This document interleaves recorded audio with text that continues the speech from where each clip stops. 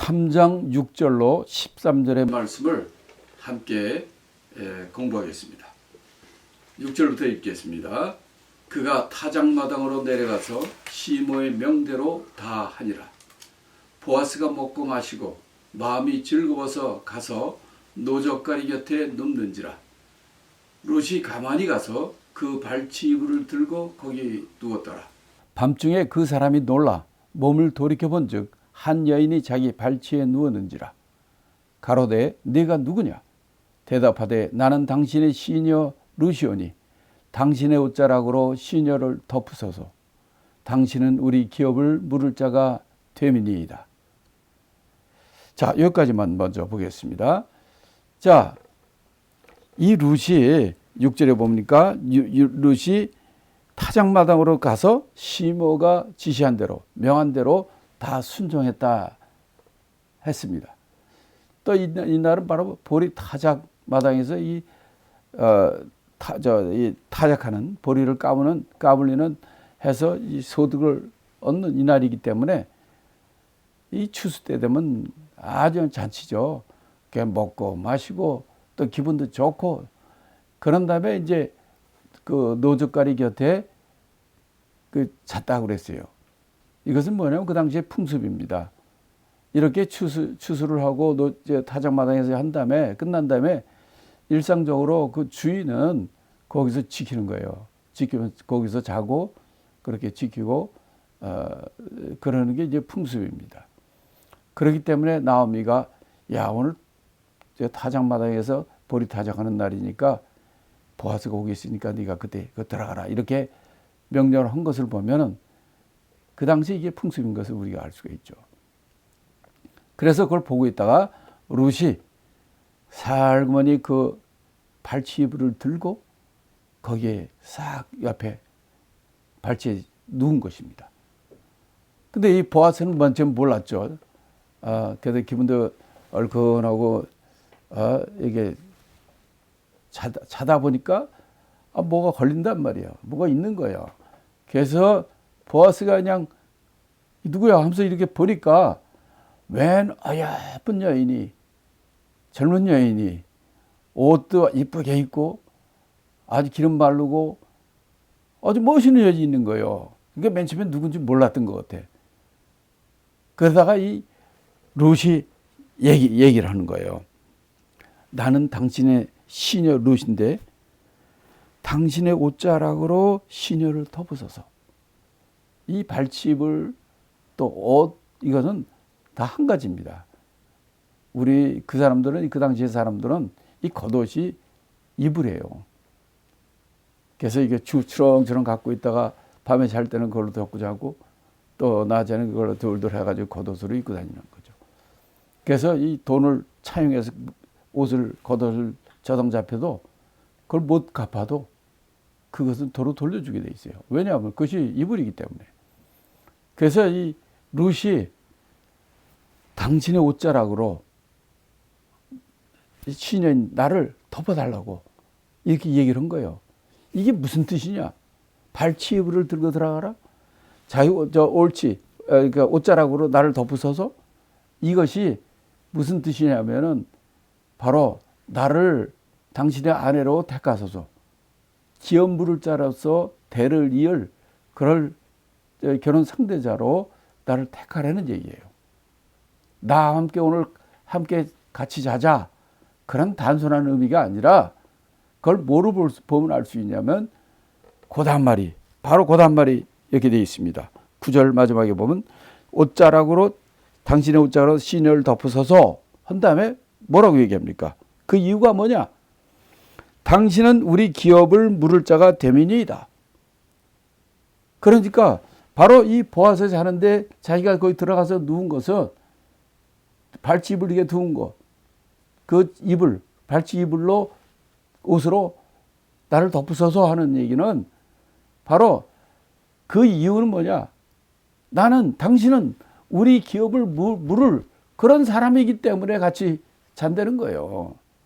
내가 뭐 남자의 눈을 밝혀서 아니면 내가 혼자 사는 게 외로워서 이래서 하는 이 세상적인 얘기가 아니라 바로 유대인들은 이것이 바로 율법에 우리에게 명한, 그들에게 명한 하나님의 명령이기 때문에, 기업을 물을 자가 있기 때문에 바로 내가 당신 곁에 이렇게 누운 것이요. 이건 여자가 먼저 프로포즈한 거예요. 그러니까 자기 시모 나오미가 이렇게 명령했을 때 정말 이건 여자로서 어떻게 이 여자가 말이지 남자가 있는데 거기 들어가서 이렇게 누고, 이거는 양심과 신앙 윤리상 할 수 없는 일이죠. 그러나 그보다 더 먼저 있는 것은 뭐냐면 바로 이 구약의 율법에 바로 이 이스라엘 사람들은, 유대인들은 자기 대를 이을 수 있는 기업 물을 자일 경우에, 이런 경우에는 이런 이해가 있는 거예요. 그래서 룻이 지금 여기 당당하게 얘기하는 거예요. 내가 왜 당신의 누울 자리 발치이불에 들어갔는가? 이거는 당신이 우리 기업을 물을 자이기 때문입니다. 라고 그 이유를 얘기하는 거예요. 그러니까 하나님의 말씀이 우선이 되는 거예요. 그래서 이 발치이불이라는 것은 아까도 얘기한 것처럼 바로 그 사람의 겉옷인데 발치이불로 덮어달라. 겉옷으로 나를 덮으라 하는 얘기는 바로 함께 잔다, 한 가정이 된다, 나와 함께 결혼하자 하는 얘기인데, 그 이유는 바로 뭐냐? 우리 기업을 이을, 당신은 우리 기업을 물을 자이기 때문이라는 거죠. 그러니까 바로 이 보아스는 나오미가 그랬잖아요. 우리 친족이다, 우리 기업 물을 자라고 얘기를 했어요. 그럼 기업 물을 자는 도대체 어떤 일을 하는 게 기업 물을 자입니까? 기업 물을 자는 크게 보면 이 유대인들은 이 기업이 있어요. 그 기업이 바로 뭐냐면 기본 기업이 토지입니다.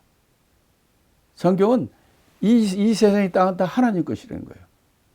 그래서 이 가나안 땅 정복했을 때 12지파에게 다 토지를 분배하잖아요. 그게 기업이에요. 그래서 그걸 있는데 어떤 사람은 뭘 하다 망해서, 아니면 뭐 기근이 나서, 아니면 크게 병이 나가지고 돈을 탕진하거나 여러 가지 이유로 기업을 잃는 사람들이 생기는 거예요. 그럴 경우에 그의 형제라든지 친족 중에서 그 기업 물을 자가 그 땅을, 돈을 갖고 그 땅을 다시 회복시켜주는 그 일을 하는 사람이 기업 물을 자예요. 기본 원리는 이 땅의 모든 것은 하나님의 것이기 때문에, 하나님의 것인데 하나님이 너에게 맡겨준, 너의 가정에 맡겨준 것은 네가 못할 때는 너희 형제들, 친족들이 그것을 감당하려는 거죠. 그게 이제 레위기 25장 25절부터 27절에 보면 이렇게 얘기합니다. 레위기 25장 25절부터 27절까지. 만일 너의 형제가 가난하여 그 기업 얼마를 팔았으면 그 근적이 와서 동족에 판 것을 물을 것이요. 만일 그것을 물을 사람이 없고 자기가 부여하게 되어 물을 이미 있거든 그 판 해를 계수하고 그 남은 값을 산자에게 주고 그 기업으로 돌아갈 것이니라. 이게 기업 물을 자는 자기 형제나 친족이나 이런 사람들 중에서 잃어버린 거를 돈 주고 그걸 사오라는 거예요. 사서 그 사람 주라는 거예요. 이게 기업 물을 자가 할 첫째, 이 기업, 땅, 토지에 관한 거예요. 그것도 못할 때도 있죠. 그럴 때는 어떤 법이 있냐면 신년법이 있어요. 신년이라는 것은 50년이에요. 안식년이 7번 후에 50번째 되는 해를 신년이라고 그래요. 이때는 모든 것이 리셋되는 거예요. 다 돌아가야 돼요. 남의 거 다 뺏은 것도 다 돌아가게 되는 것이 신년제도입니다. 이렇게 기업 물을 자는 바로 자기 친족 중에 그랬을 때는 이 문제를 해결해 주는 거고요.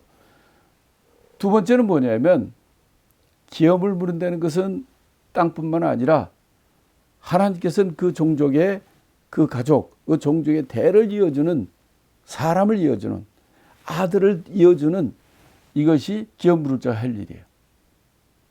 그래서 성경에도 많이 나와 있죠. 예를 들면 창세기 38장에 유다가, 12지파 중에 유다 있잖아요. 유다가 아들이 세 있었는데 큰아들이 아들을 못 낳고 죽었어요. 그리고 그 대가 끊어졌잖아요. 그러니까 유다가 둘째 아들 보고, 야, 너 큰 형수한테 가서 그 대를 이어라. 그러니까 요놈이 안 하는 거예요. 그러니까 하나님 보시기에 악하니까 그를 죽이잖아요. 그 졸지에 큰아들, 둘째 아들 잃어버린 거예요. 그러니까 유다가 아들이 셋인데 둘 죽으니까 마지막 아들, 막내 아들까지 이 죽음으로 어떡하나 해가지고 그 며느리를 집으로 보내잖아요. 그때 그 며느리, 큰 며느리가 다말이에요. 그가 기생옷을 입고 그 아버지 유다에게 들어가지고 몰래 아들을 낳고 그 대를 이잖아요. 그럼 왜 둘째 그 오난인데, 둘째 아들이 오난은 왜 그 형수한테 들어가서 그 대를 이어주면 될 거 아니에요. 근데 왜 안 했을까? 자기한테 손해되니까 하는 거예요. 뭐가 손해되느냐? 만약 형이 자식이 없고 아들도 없습니다. 죽습니다. 그러면 그 기업은 누구게 돼요? 대가 없는데 자기한테 오죠. 근데 자기가 아들을 낳아주면 어떻게 돼요? 자기 올게 못 가라고 그 아들한테 가는 거예요. 그 아들은 자기가 나도 지 아들이 아니야. 그러니까 이렇게 저렇게 그런 짓을 하다가 하나님한테 죽는 거예요. 그러니까 이 기름 부르는 것도 이게 사실 쉬운 일이 아닙니다. 마음이 나쁘고 계산이 나쁘고 이런 나쁜 애들은 그거 절대 안 하죠. 아니 예를 들어서 그 형네가 해가지고 땅 다 뺏기고 말이지. 그런데 그럼 그다음 동생인데 내가 그 기업을 해줘야 되는데 그럼 자기가 가서 돈을 준단 말이에요. 그 땅을 가져와. 그럼 지 땅이 되나? 아니에요. 그 집 땅이에요. 그 집에 대를 이는 거기 때문에 이 기업 물을 자는 이게 남 좋은 일이에요. 땅을 찾아도 남 좋은 일이고 아들을 낳아서 대를 이어도 자기 아들이 아니라 그 집 그 형 대란 말이에요. 그러니까 이게 기업 물을 자가 이거 아무나 하는 게 아닙니다. 근데 여기서 나오미가 이 결정하는 것은 보아스가 바로 이 룻에게 하는 것을 보고 이 사람이 정말 하나님 보내준 적격자다 이런 생각을 한 것으로 봅니다. 그 다음에 이 또 10절에 보면 10절부터 13절을 읽겠습니다. 10절부터 읽어보면 가로되 내 딸아 여호와께서 내게 복 주시기를 원하노라. 내가 빈부를 물러나고 연소한 자를 쫓지 아니하였으니 너희 베푼 인애가 처음보다 나중이 더하도다. 내 딸아 두려워 말라. 내가 네 말대로 네게 다 행하리라. 내가 현숙한 여자인 줄 나의 성읍 백성이 다 아느니라. 참으로 나는 네 기업을 물을 자나 물을 자가 나보다 더 가까운 친족이 있으니 이 밤에 여기서 머무르라. 아침에 그가 기업 물을 자의 책임을 내게 이행하려 하면 좋으니 그가 그 기업 물을 자의 책임을 행할 것이니라. 만일 그가 기업 물을 자의 책임을 내게 이행코자 아니하면 여호와의 사심으로 맹세하노니 내가 그 기업 물을 자의 책임을 내게 행하리라. 아침까지 누울지니라. 자, 그러니까 10절부터 보면은 이렇게 자기는 자고 있는데 어떤 이쁜 묘령의 젊은 여자가 자기 이불 안에 있다가 그걸 발견하고 깜짝 놀랐죠. 그러다 얘기를 들어보니까 이게 자기가 좋아하는 룻이야. 근데 룻이 그냥 남자를 밝혀가지고 들어온 게 아니라 여기서 명확하게 얘기하잖아요. 당신은 우리의 기업 물을 자이기 때문에 그 이불로 덮어달라. 이렇게 한 것을 보고 그는 그대로 미리 다 알아버리고 이제 그러면서 이제 그 보아스의 대답이 10절부터 나오는 거예요. 보아스가 뭐라고 그러냐? 내 딸아 하나님께서 내게 복 주기를 원하노라. 칭찬이죠. 남이 이불 속에 자기 함께 자자고 들어왔는데 그걸 보고 보아스는 뭐라고 그러냐면 하나님이 내게 복 주기를 원한다. 왜? 몇 가지 이유가 나와요. 첫째, 내가 빈부를 물러나고 연소한 자를 쫓지 아니었다. 아니 젊은 여자가 나이 든 노인한테 오겠어요? 아마 이 얘기, 여기서 얘기 11절, 10절, 11절에서 보면은 보아스를 비롯해서 베들레헴에 있는 사람들이 이 모압 여자인 룻에 대해서 평판이 좋았던 것을 알 수 있어요. 첫째, 여기서 보면 네가 빈부를 물러나고 연소한 자를 쫓지 않았다. 젊은이들, 돈 많은 사람 이런 걸 쫓지 않고 그런 자 있다는 것. 그다음에 두 번째는 뭐냐면 너희 베푼 인애가 처음보다 나중에 더하도다. 인애는 뭐냐면 헤세드, 멀시, 사랑, 은혜 이런 거예요. 그러니까 내가 남들에게 베푼 호의, 인애는 처음 것보다 나중에 더 좋다. 그러면 처음보다 나중에 더 좋다. 그럼 처음은 뭐고 나중은 무엇입니까? 자, 저 보아스 입장에서, 베들레헴 사람들 입장에서 저 룻을 봤을 때 네가 베푼 바로 은혜, 멀시, 사랑이 처음보다 나중에 좋았다. 처음은 뭡니까? 나오미가 두 아들도 있고 자기 남편도 있고 아무것도 없는데 이방 여자인 룻이 나오미를 따라가겠다는 거예요. 그럼 룻의 입장에서는 이방 나라한테 가는 거예요. 자기 부모 떠나서. 그게 어떻게 할 수 있는 것입니까? 그게 아주 그 너희 베푼 그 사랑, 인애가 그 처음에 보이는 그 인애가 그거예요. 자기 가족과 자기 고향, 자기 무엇을 다 그게 더 좋았음에도 불구하고 나오미 시어머니를 모셔야 된다는 그 사랑, 효도, 이게 그들에게 감동을 주는 거예요. 그게 크다는 거예요. 그런데 그거보다 나중이 더하도다. 나중은 뭐합니까? 이방 여자로서 이 베들레헴까지 와가지고 그 시어머니를 모시고 효도할 뿐만 아니라 바로 이 가정의 대를 이은 이 일을 자기가 감당하겠다고 보아스와 자기 대를 이을 보아스와 결혼하기 위해서 이 밤중에 타작마당에 와가지고 몰래 거기까지 들어올 수 있는 이 일이 이게 나중이에요. 보아스에 결혼하기 위해서 이렇게 왔던 이 일이 정말 젊은 사람, 보통 사람은 할 수 없는 이것이란 말이에요. 이것이 더하도다. 이렇게 이 룻이 당신은 우리의 기업 물을 자이기 때문에 내가 당신의 그 발치입을 덮어라. 걷어서 덮어라. 한 그 말이 그것이 이렇게 크다는 거죠.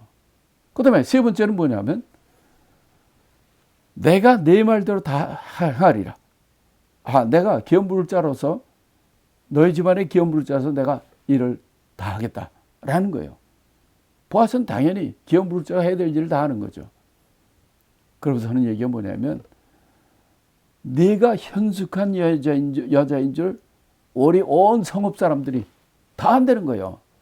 그러니까 그 당시에 룻이 인물도 좋았을 뿐만 아니라 시부모 모시는 거라든지 시모 모시는 거라든지 그의 모든 행실이 현숙한 여자로 보였다는 겁니다. 그래서 온 성읍이 다 안다는 거예요. 근데요, 그 유대인 성경에 의하면 이렇게 돼 있어요. 그 룻기 한참 뒤에 잠언서가 있잖아요. 현숙한 여인은 어디에 나오는 겁니까? 잠언서 마지막 장 31장에 나오는 거예요. 현숙한 여인에 대해서 쭉 나오잖아요. 근데 놀라운 게 뭔지 아십니까? 잠언서 31장 다음에 나오는 성경이 뭔지 아세요? 유대인 성경에는 룻기입니다. 다시 말해서 잠언서 31장에서 말하는 이 현숙한 여인이 누구라는 거예요? 룻이라는 거예요. 그래서 여기서도 보면 이 보아스가 네가 바로 이렇게 현숙한 여인인지 성읍이 다 한다는 거예요. 그러니까 네가 남자를 그리워해서 아니가 과부니까 그래서 남자를 홀리려고 돈 많은 돈 많은 사람인 줄 알고 꼬시려고 이래서 하는 게 아니라는 걸 다 한다는 거죠. 참 얼마나 참 현숙한 여인인 것을 온 베들레헴성 사람들이 다 한다는 거예요. 자, 그런데 여기 또 쇼킹한 충격적인 얘기가 나옵니다. 그게 뭐냐면 12절의 내용이에요. 네 기업을 물을 자가 나보다 더 갖고 온 사람이 하나 있다는 거예요. 야, 이거 큰일 났지. 이 보아스인 줄 알고 밤중에 이렇게 보아스 이불 속에 겉옷 이불 속에 발치 이불 속에 들어갔는데 놀라운 것은 이 보아스가 얘기를 하는 거예요. 나는 그러기를 원한다. 그러나 문제가 하나 있다. 나보다 더 가까운 친족, 기업 물을 자가 있다는 거예요. 야, 이 문제를 어떻게 해결할래? 근데 13절에서 그 해결책을 얘기를 합니다. 첫째, 너는 이 밤에 여기서 움직이지 말고 여기서 새벽까지 있으라는 거예요. 두 번째는 그런 다음에 아침에 그한테 가서 그한테 자기가 얘기하게 되는 거예요. 그가 그 기업 물을 자의 책임을 내게 이행한다면은 그 좋고, 만약 그가 나는 기업 물을 책임이 없으므로 내가 이걸 안 한다, 안 하겠다 하고 얘기를 하면은 내가 그 기업 물을 자의 책임을 내가 하겠다는 거예요. 이때 룻이 가슴이 철렁했을 거예요. 더 가까운 친정. 그게 순서가 있는 거거든요. 예를 들어서 큰 아들이 아들 먹고 죽었다 하면 그럼 그 다음에 누구한테 가야 돼? 누가 제일 가까워요? 동생, 바로 아래 동생. 그 다음에 그 다음 동생. 저 직계도 없고 그러면 그 옆에 사촌 동생, 삼촌, 사촌 동생 뭐 해서 가까운 순서대로 하게 돼 있어요. 근데 이게 놀라운 일이죠. 이게 나오미도 잘 몰랐던 건지 또 그럴 수도 있고 또 이걸 보면 보아스도 룻에 대해서 굉장히 관심이 많고 잘 알고 있었던 거예요. 바로 이 일이 딱 있을 때 자기도 그러고 싶은데 벌써 이미 다 보아스는 조사가 다 된 거예요. 자기보다 더 빠른 친족이 있다는 거를.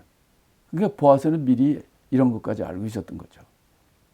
그러니까 이게 보아스와 룻이 이게 잘 통하긴 했는데 난관이 하나 있는 거예요.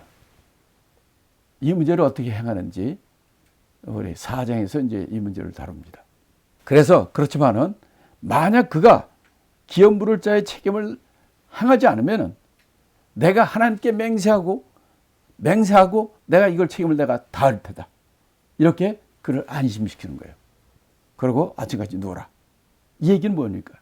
어떤 사람은 이걸 해석할 때 발치 입을 덮거나 누우고 이러면서 여기서 사람 이제 남녀간에 또 뭐 이렇게 함께 자고 뭐 일이 뭐 있었다라고 얘기하는 사람도 있는데 이 말들을 보면은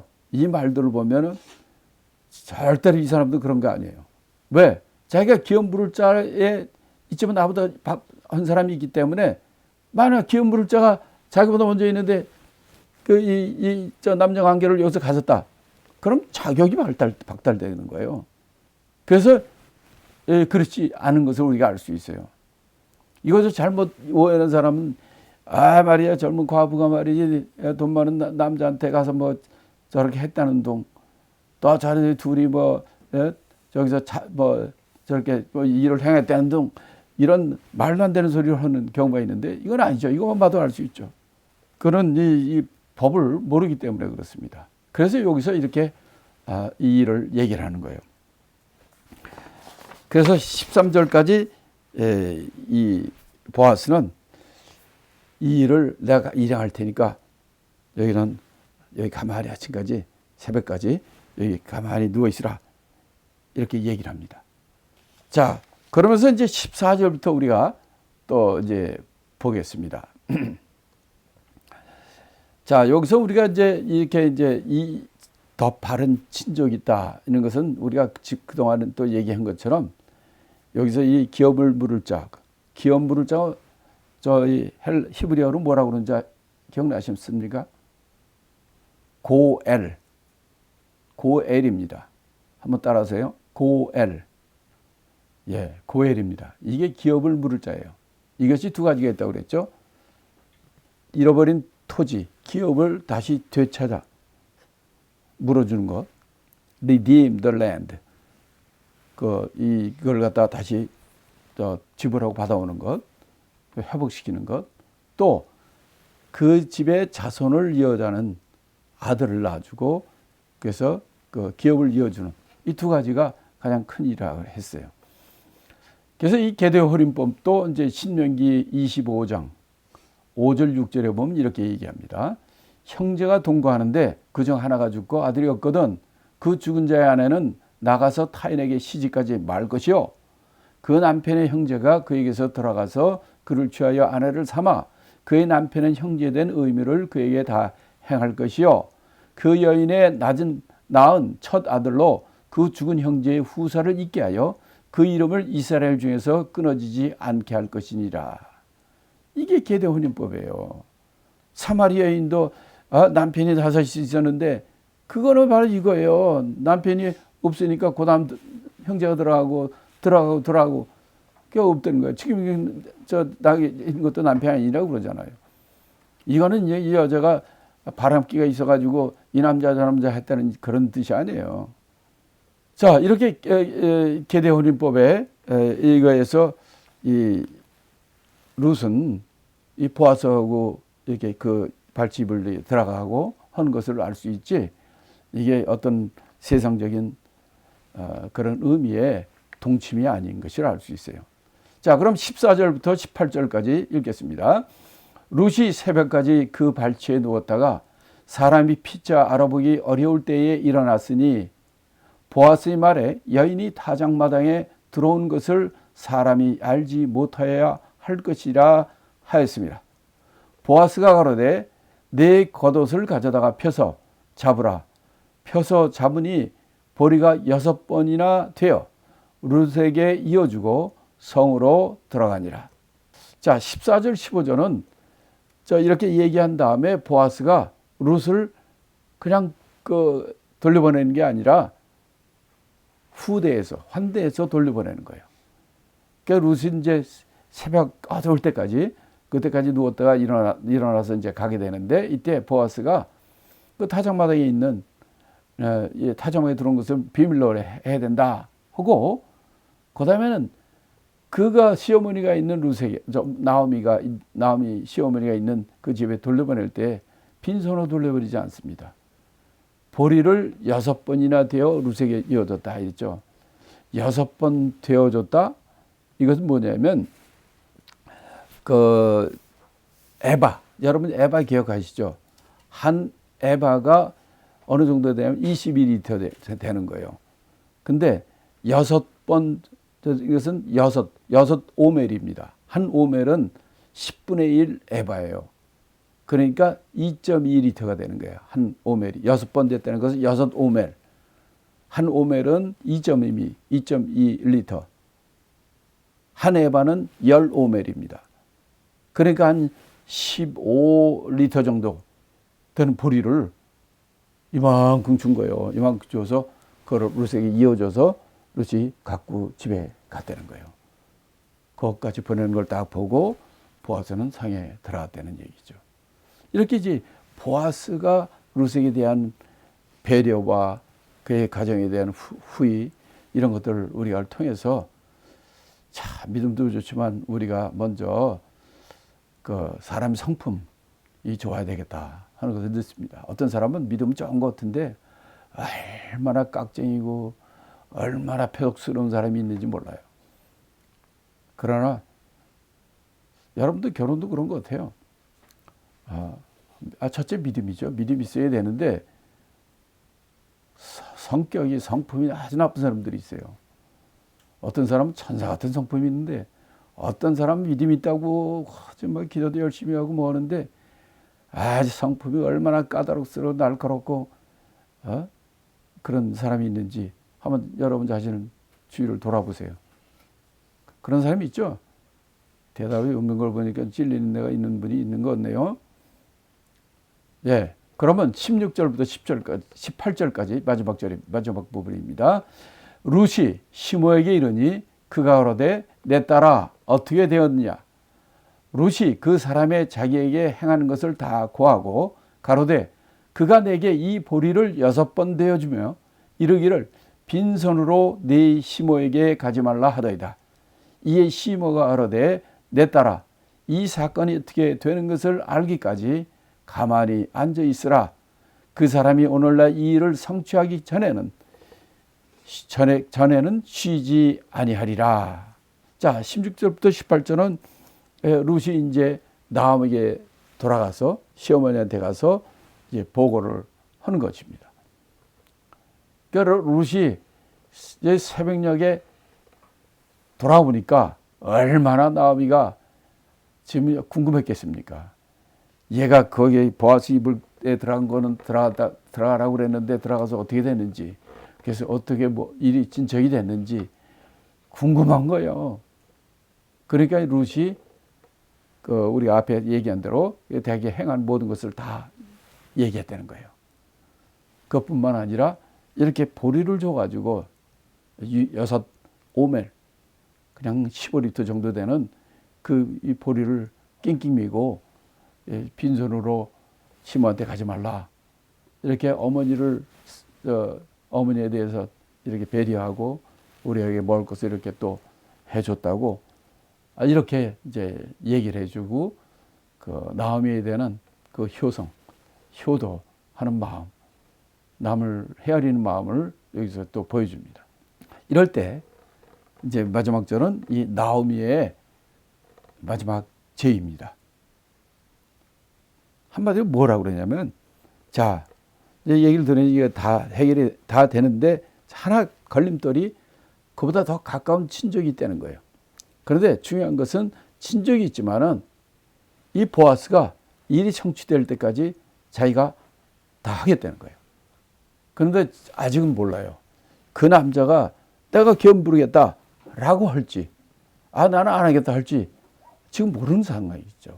그래도 걱정하지 마라. 그러면서 이렇게 보아스가 이렇게 한 거죠.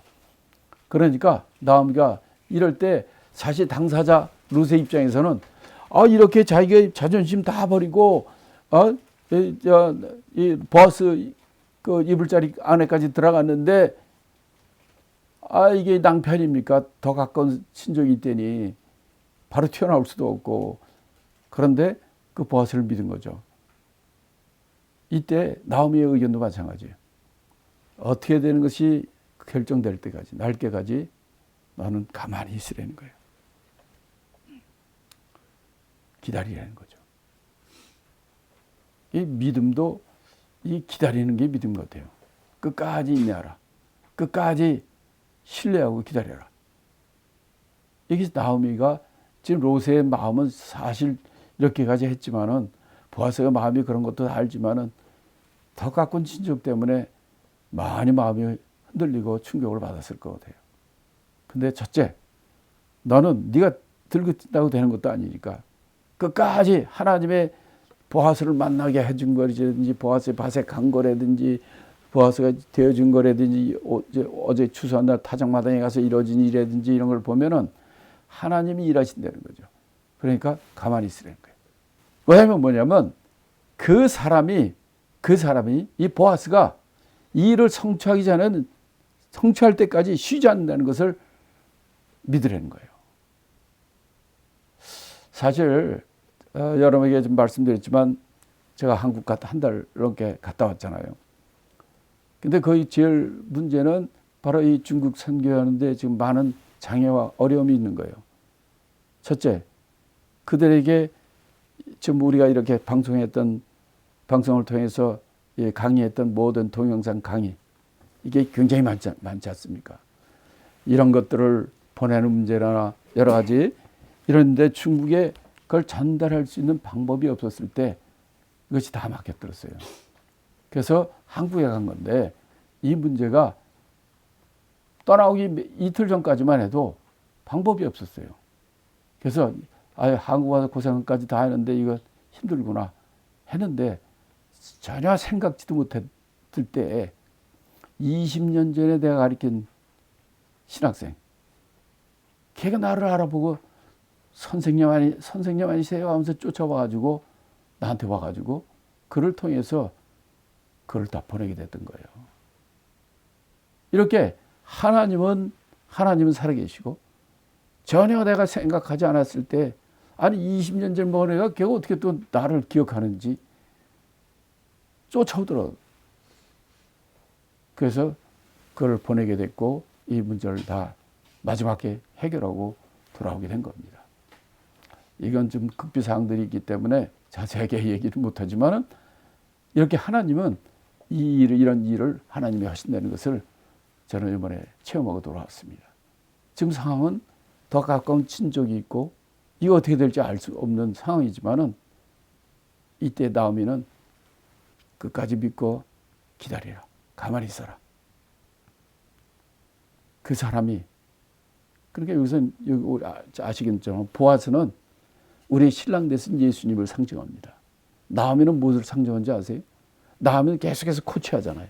이렇게 해라 저렇게 해라. 성령님이에요. 우리가 성령님께서 우리에게 말씀하시고 인도하시잖아요. 진리 가운데 이끄시잖아요. 그 일을 하는 게 나오미예요. 그럼 룻은 누굽니까? 신랑된 예수님의 신부된 바로 우리 성도들이에요. 그러니까 우리 성도들은 바로 이 나오미의 말을 끝까지 신뢰하고 믿고 가만히 기다리고 믿고 신뢰하는 것처럼 우리가 바로 성령님의 인도하심과 지시하심과 이끌어 주심에 순종하는 자가 되어야 될 줄로 믿습니다. 그런 저와 여러분이 되시기를 예수님의 이름으로 축복합니다.